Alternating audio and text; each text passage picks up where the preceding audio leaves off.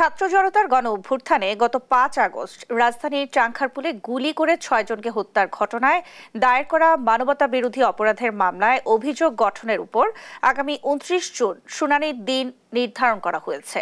রোববার এই মামলার শুনানি শেষে বিচারপতি গোলাম মুর্তজা মজুমদারের নেতৃত্বাধীন ট্রাইব্যুনাল ১ এই আদেশ দেন।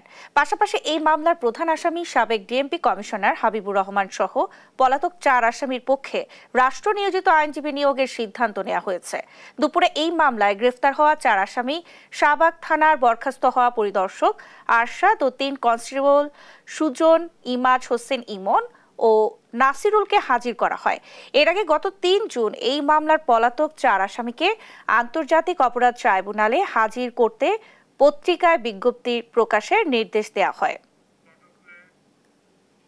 চাংখারপুলের যে হত্যাকাণ্ড জুলাই দিন ধার্য ছিল, পরবর্তী আদেশ দান অর্থাৎ হচ্ছে যে সমস্ত আসামি পলাতক ছিলেন তাদের বিরুদ্ধে কগনিজেন্স নেওয়া হয়েছিল, গ্রেপ্তারি পরোয়ানা জারি হয় নাই মর্মে রিপোর্ট আসার পর পত্রিকা বিজ্ঞপ্তি দেওয়া হয়েছে।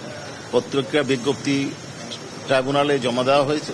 আগামী ২৯শে জুন এই মামলায় অভিযোগ গঠন শুনানির জন্য দিন ধার্য করা হয়েছে এবং আজকে স্টেট ডিফেন্স ট্রাইব্যুনাল নিয়োগ করবেন।